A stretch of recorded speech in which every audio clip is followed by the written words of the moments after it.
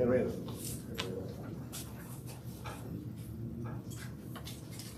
All right, so we are doing a little series called The Church, the Culture, and the Truth. And I asked you to read a little thing that was, actually it was the first article, was, well, the complete article was published in Rolling Stone. And it's it's quite a deal. And this is about really what we're entering into is a period. It's always been this way, but it's in particular now, I think it's a battle for the mind, because if you control the mind, you control the person. If you can, what you believe will dictate how you behave. And more and more we are seeing beliefs that are just counter to what we would call the traditional Judeo-Christian worldview. We're going to look at one of those in particular today. But what we have to do is we have to interact. We as Christians, we can't be hermits. We're not serving the cause very well if we just sort of retreat from everything. And the church has been sort of milquetoast in that regard. It's just willing to give up on issues, and it's sort of caused the church to go into retreat. Not to mention, the church shoots itself in the foot along the way. But so we got the tension between, well, we need to be part of the world, but yet at the same time we need to be aware of what the world is doing wrong. And the Christian faith is, in particular, is unique. For example, you're told to love your enemy. Now, that's peculiar to Christianity. You know, karma, Eastern religions teach what goes around comes around. And I know when we were in Auburn one time, we made the mistake of sitting down with a bunch of all these internationals, and we were talking about, they liked the explanation of God, they were into all that. And then they said, well, so, what makes Christianity unique? And we said, well, that's pretty cool too, because Christianity isn't based anything upon your merit. It's based upon what Christ has done on your behalf. Well, you could see the faces turn to stone and back up a little bit, and it was like, what was so offensive? And then it occurred to me, no, that goes against this Eastern view of you get what you ultimately, this karma, as it comes back to you, and it's like, no, we don't like that. If you deserve something, you should get something. And so there's a lot of that, but in this regard, Christianity is peculiar. And it says this in Matthew: you've heard it said, love your neighbor and hate your enemy. But I tell you, love your enemy and pray for those who persecute you, so that you can be children of your Father in heaven, because that's what he did. He loved the ones that persecuted him, his son. He causes his son, S-U-N, to rise on the evil and the good and send rain on the righteous and the unrighteous. If you love those who love you, what reward will you get? Even the tax collectors do that. And if you greet only your own people, what are you doing more than others? Do not even pagans do that? Be perfect, therefore, as your heavenly Father is perfect. So there's this peculiar teaching of Christianity that we're to love our neighbors, but we're watching our neighbors do really unneighborly things. So how do you balance that? Well, Romans gives a good indication. It says, do not conform to the patterns of this world, but be transformed by the renewing of your mind. This is about what you believe, what you know to be true. You will be able to test and approve what God's will is, his good, pleasing, and perfect will. So there it is. We're to love our neighbor, but we're not to be corrupted by our neighbor. And that is, I think, the dilemma, the tension, the struggle, there every day.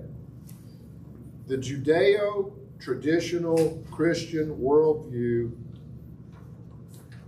is under attack, and it's also unsurpassed in history as a means of providing opportunity and dignity. If you live in an fundamental Islamic culture, you're a woman, your opportunities, your potential is going to be absolutely markedly different than if it's in a traditional Judeo-Christian worldview.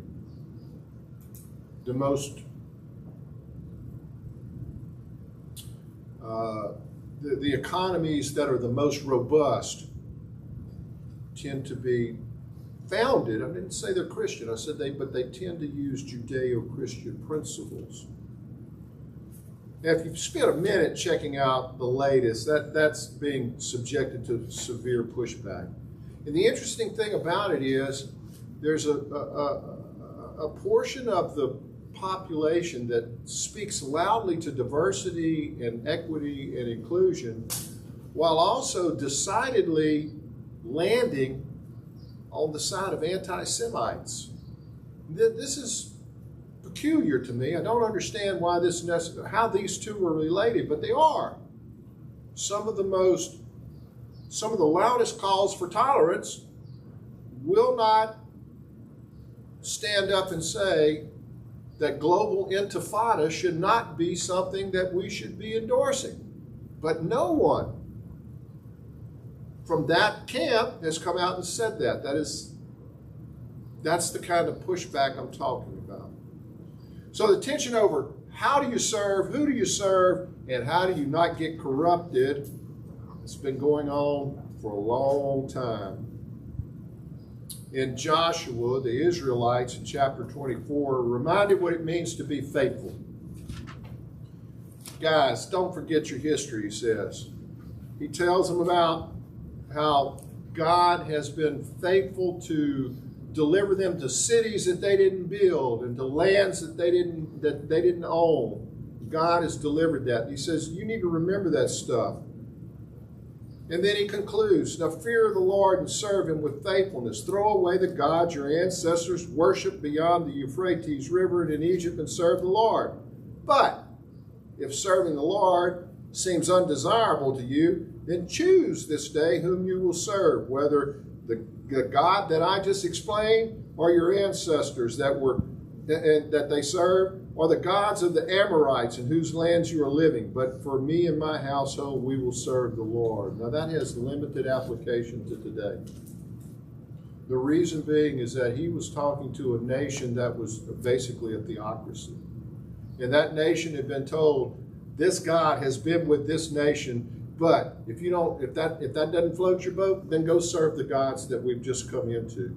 We're not a theocracy today. Far from it. That's probably a good thing, because a theocracy would be one step away from an ayatollah. And I really don't want an ayatollah telling me how I should cook my grits.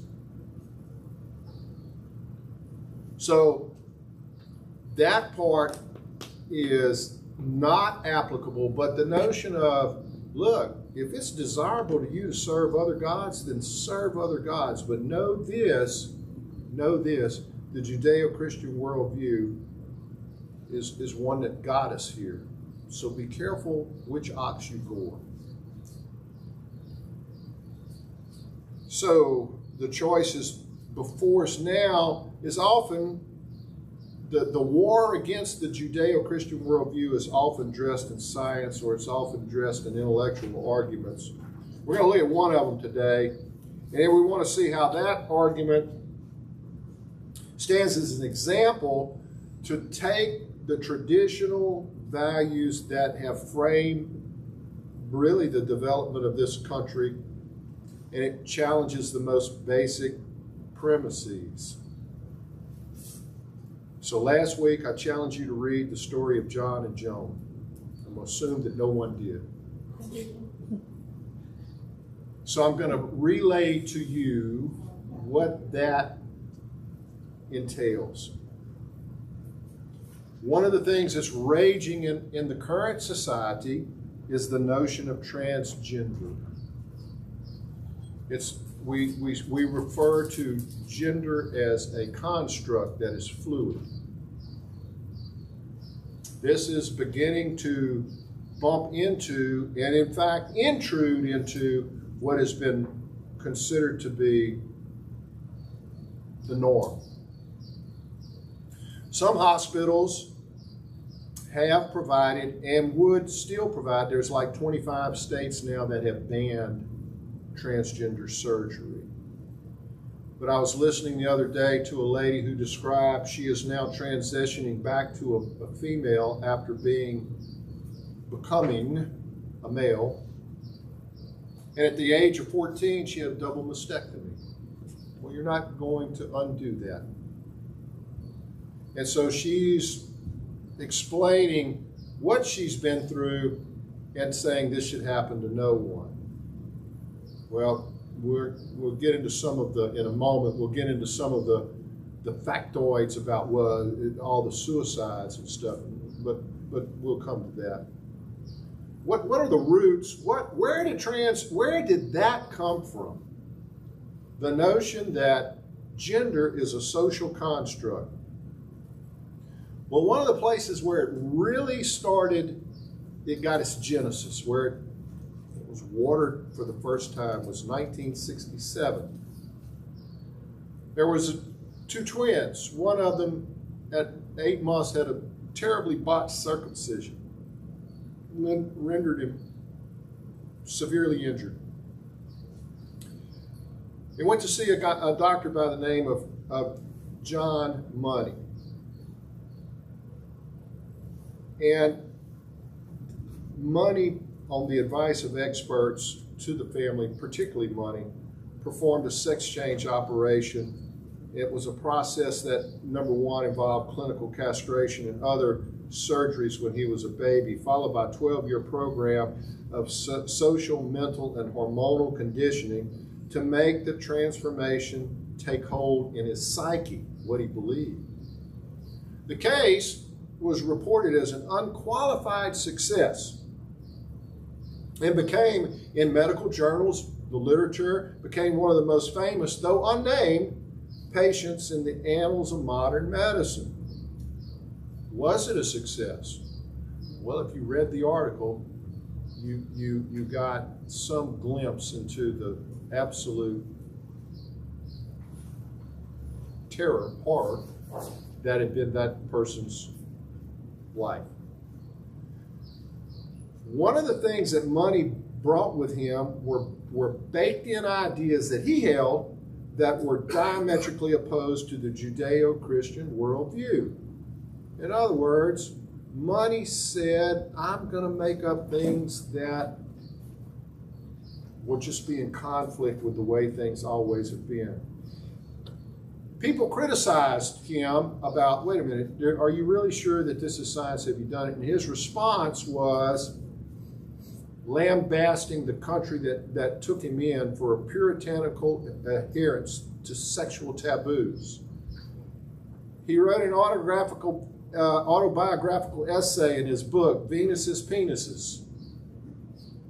And he describes himself as a, quote, missionary of sex, and points out with, according to the article, lofty and defiant pride, it has not been as easy for society to change as it had been for me to find my own emancipation from the 20th century legacy of fundamentalism and Victorianism in rural New Zealand. The notion that he was being constrained artificially really just grated against him, and so he came up with these theories.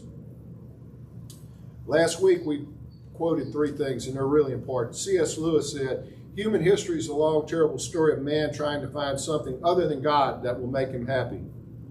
This sounds like a pretty good example. Francis Schaeffer, a theologian, said this, in the absence of a biblical morality, a new elite will always come forward to dictate arbitrary absolutes to society. Mr. Schaeffer, meet Dr. Money. And John Adams noted that our Constitution was made for a moral and religious people. It's wholly inadequate to the government of any other. And yet here we have, passing off as science, the notion that we're just going to do sex transformations because gender is a social construct. Well, as they moved into this, some of his views became even more concerning. Money told Time magazine, or actually told a Dutch journal, if I were to see the case of a boy aged 10 or 12 who's intensely attracted towards a man in his 20s or 30s, if the relationship is mutual and the handling is and the bonding is genuinely mutual, I would not call it pathological in any way. Money just quietly endorsed pedophilia. Said it in nice words, but that's what he said. If a 30-year-old hooks up with a 12-year-old and they're both cool with it, who am I to say? That's translating it into something that we can all understand. So he also, from this notion of twisted sexuality, he also came up with a theory of sexual malleability. Children's sex is manipulable in normal children. If you're in schools today, you're dealing with issues like this that heretofore had never come up, where some kid comes up to you and goes, I'm 8 years old and I don't think I'm a boy anymore. I really think I'm a girl.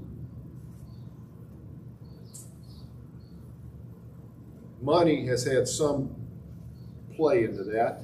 And his thinking is that a child could be induced to be male or female, and his thinking was gathering a wide audience. Now, he was writing all of this in the scientific literature, and actually a graduate student, a PhD graduate student, said, wait a minute, you don't have any studies, any data to back this up.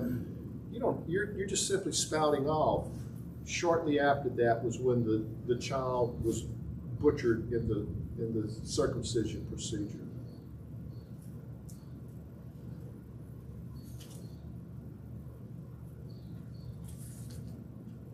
Time in 1973, Time magazine wrote this. This provides strong evidence for a major contention of women's liberationists that conventional patterns of masculinity and feminine behavior can be altered. It casts doubts on the theory that major sexual differences, psychological as well as anatomical, are immutably set by the genes at conception. Did you hear what I just said? Anatomical, now that's malleable. It wasn't set by genes, really. The New York Times Book Review hailed Man, Woman, Boy, Girl as the most important volume in the social sciences to appear since the Kinsey reports, which we could go off on that for a while if we wanted to, and praised money for producing real answers to the ancient question, is it heredity or environment? But it was in the pediatric wards of hospitals around the world that the twins case would have its most lasting impact. It was a hallmark case, says William Reiner, a child psychologist at Johns Hopkins. It was a hallmark because it was followed and written up on a number of times by money, and then essentially was a source of his statements. In other words, he validated himself. He said it and then he cited himself, and people said, whoa, it must be true because here's the citation. In subsequent statements in any of the pediatric textbooks in endocrinology, urology, surgery, and psychology that you can reassign the sex of a child because it's a social situation that is the most important. This hit the medical textbooks. So is it any reason why some of these people who studied under this stuff and would go to Harvard University, for example, today and refer to women as birthing people? Because that's what they've been taught. It's a battle for the mind. And when the mind is shifted, then the beliefs shift, then the behavior shift. As I mentioned, John had a twin. He had no problems with the circumcision procedure. He developed normally. So money thought, here's my deal. Here's my chance to demonstrate that the social situation will outweigh genetics. Well, it was a failure.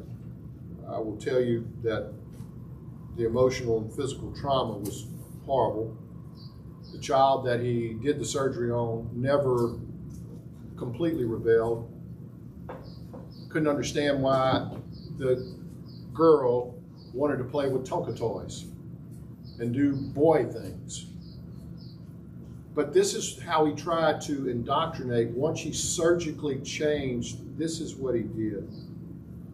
From the beginning, when they were 6 years old, Money wanted to talk to them, both of the twins, singling together about subjects that, as Joan would later complain to an outside therapist, I can't even talk to my mom about. Dr. Money would ask me, do you ever dream of having sex with women? Kevin recalls, did you ever get an erection? Do you think about this? Do you think about that? These are kids. While attempting to probe the twins' sexual psyches, Money also tried his hand at programming Kevin and Joan's respective sense of themselves as boy and girl. One of his theories of how children form their different gender schemes, that's what Money called it, was that they must understand at an early age the difference between male and female sex organs. Pornography, he believed, was ideal for this purpose. Explicit sexual pictures can and should be used as part of a child's sex education. Such pictures, he said, reinforce the gender identity and the gender role. So he, according to the twins, he would show us pictures of kids, boys and girls with no clothes on. John also showed them pictures of adults engaged in sexual intercourse, and he'd say, I want to show you pictures of things that moms and dads do. And you say, well, this is shocking. You shouldn't be talking about it in church. Where are you going to talk about it? This sort of stuff was being done in early 67, and we're seeing the ongoing tsunami that has resulted since then. During their visits, the twins discovered that Money had two sides to his personality. One when mom and dad were around, and another when they weren't. When the parents were present, Money was mild-spoken, easy to get along when the parents were present. But when they weren't present, he could be irritable or worse, especially when they defied him. And if you read the story, that was quite awful. The children were particularly resistant to Money's request that they remove their clothes and inspect each other's genitals. These are twins.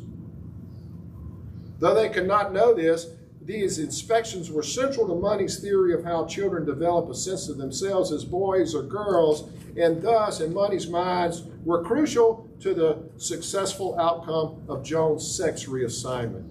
As Money stressed in his writings during that time, the firmest possible foundations for gender schemes are the differences between male and female genitals and reproductive behavior, a foundation our culture strives mightily to withhold from children. All young children should explore their own and each other's genitals, and that includes human children everywhere. The only thing wrong about these activities is not to enjoy them. This is a madman.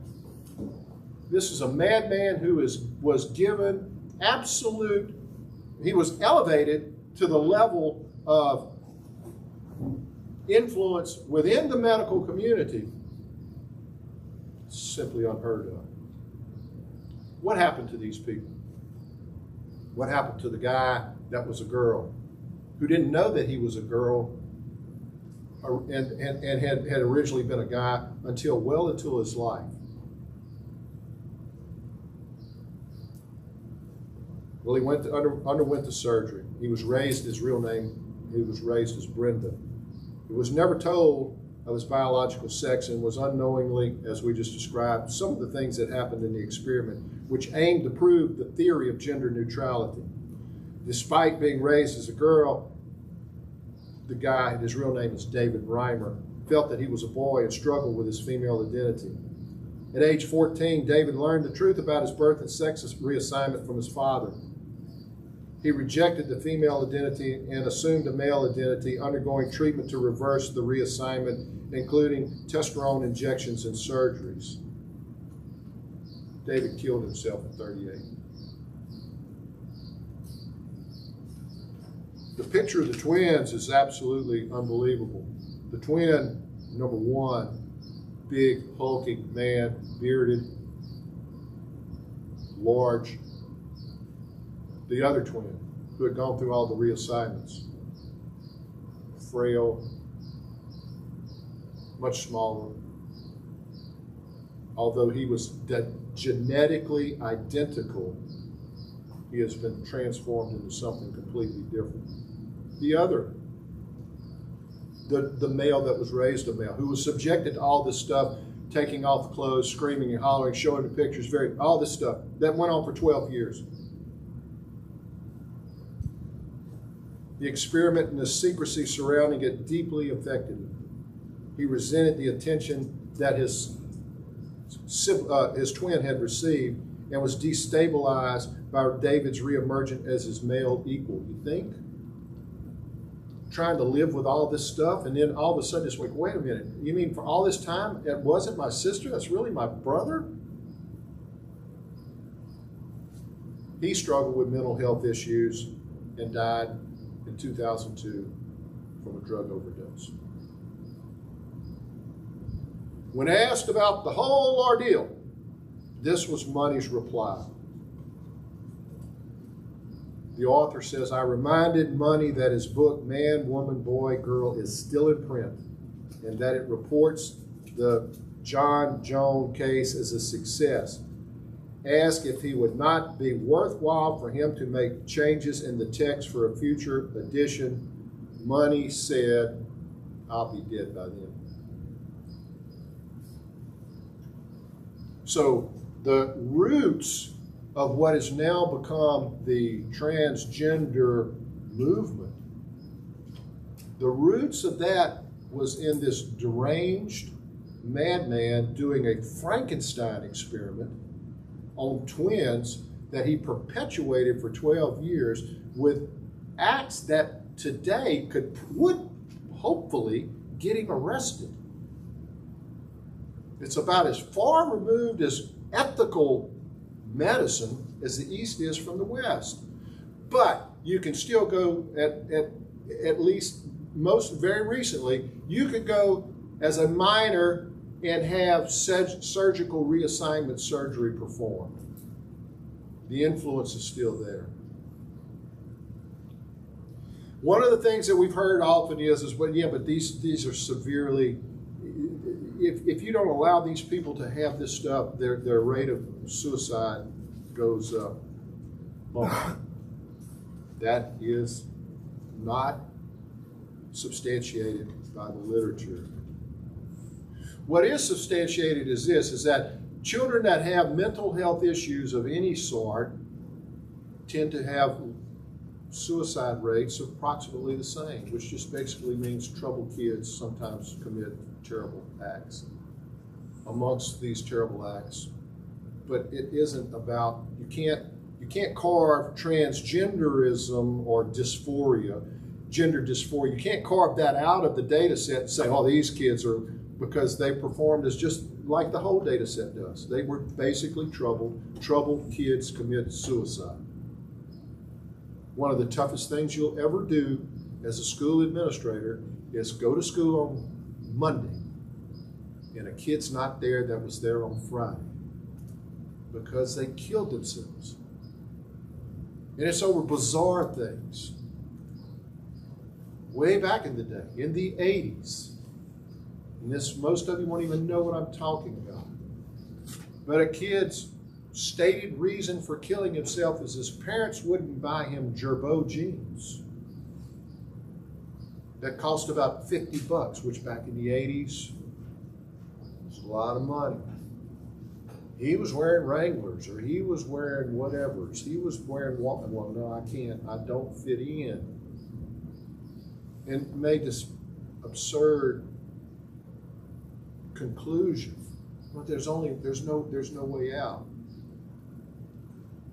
Now, this is not to belittle the fact. It's we need to be extremely aware of the problem of suicide, particularly amongst troubled youth, because they haven't got enough anchors in the water yet to be able to see, to have a real perspective.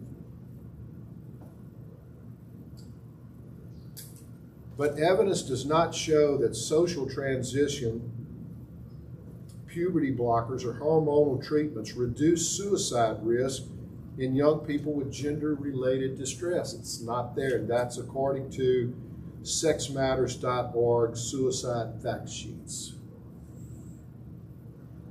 Distressed young people do have a risk of dying by suicide, but that's exaggerated that suicides increase the risk of suicide in the youth, but it does do this. One of the things you have to guard against is suicide contagion. And we've all been there. If there's a suicide in your school, you better get the counselors in real quick, because there's a good chance some other kid's going to go, ooh, now it's my turn. So there we are. Here we are.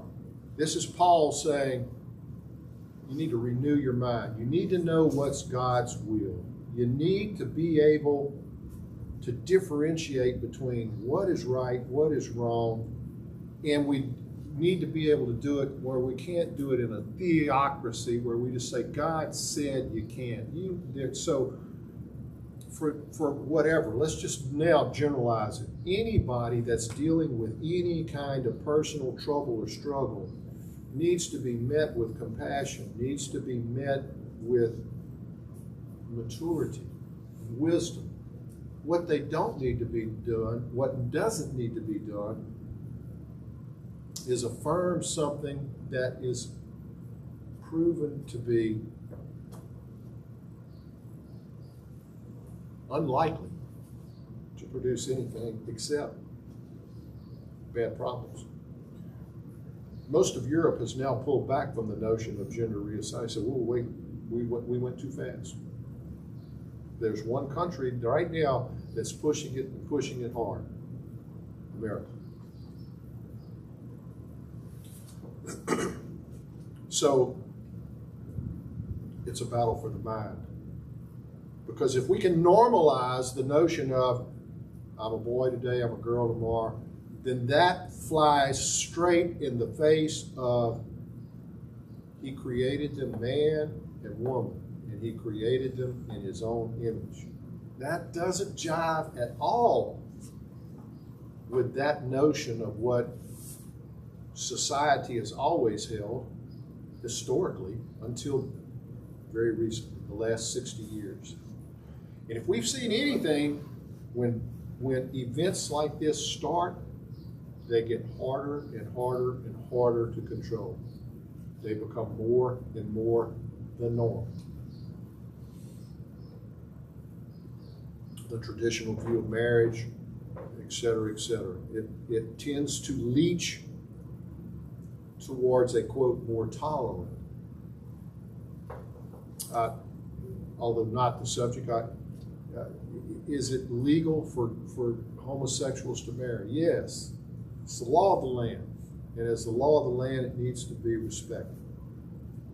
But does that mean that they should be able to come to this church and say, I demand that you perform the ceremony? No.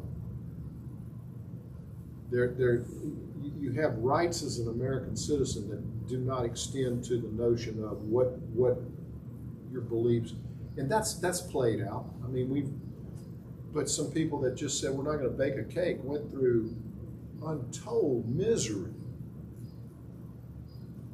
because the government was trying to say, yeah, our beliefs can be imposed over your beliefs. I'm not trying to impose my beliefs.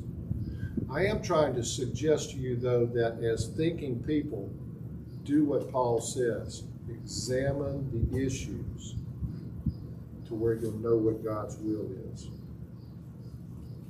So we have that radically different view that was espoused by John Money that most people have never heard of.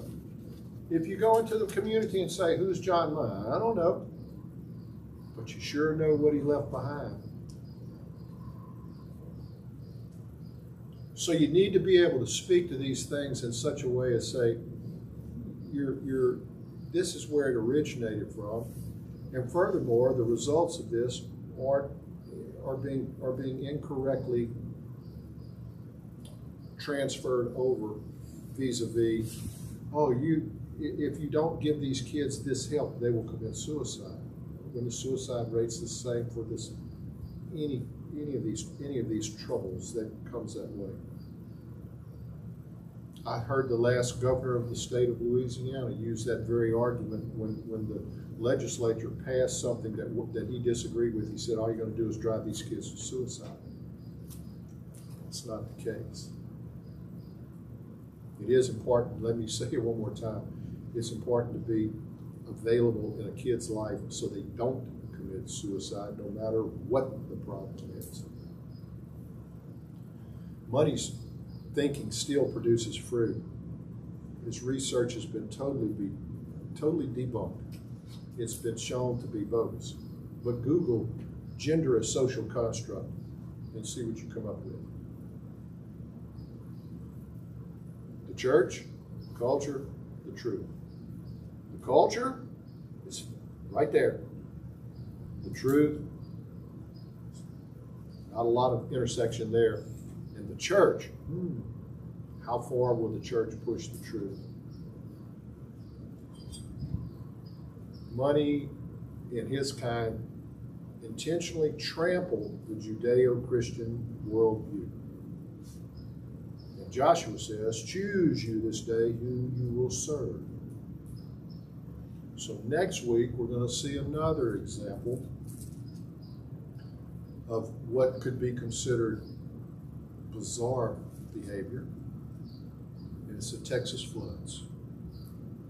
What are we to make of that from the church's perspective, from the culture's perspective, and from truth? When a pediatrician goes online and says, these people got what they deserve. Once again, the culture, what she's trying to call truth, needs to be challenged. So, these are strange times. And here we are just a couple of miles away. We're going to be able to do some things that will shape these kids in a positive way, maybe for eternity. So we'll get with Kermit, get the details this week about how we'll move forward, whether we'll deliver these cards or something, how, if not, where we could do it on their campus to where they can already be there. We'll get all that done. That'll take care of itself. But in the meantime, it's time to wake up, because these issues are real. And you can get a negative comment on Facebook that it's all real. Father, we thank you for the blessing of truth, for the ability to discern what is good for us and what is not good for us.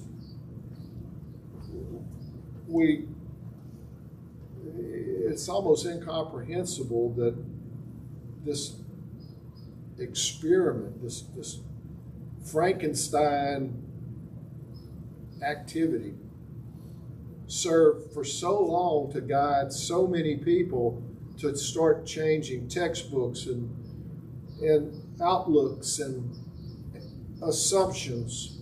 And it was all a horrible, twisted house of cards that every parent is now dealing with today in one way, shape, or another, because all of a sudden it's pretty common maybe for some kid to say at school that they don't think they're what they were born as. And the school very well likely might have policies that says we don't have to tell the parents about this. And we've heard example after example after example after example where the school coach coerced, guided the student into a belief that the parents weren't even aware it was happening. The church, the culture, and the truth. What my prayer is that the church and the truth move closer together. And in so doing, they can shape the culture to be more like the church. We're not a theocracy. We're not going to be a theocracy. But we do recognize that the traditional Judeo-Christian worldview has got us to where we are, and if we start to take that apart, it will surely disassemble. So we ask for your guidance. We ask for your presence. We ask for your support, because we truly do not battle against flesh and blood. We battle for the mind. The battle takes place for the mind. May we be ready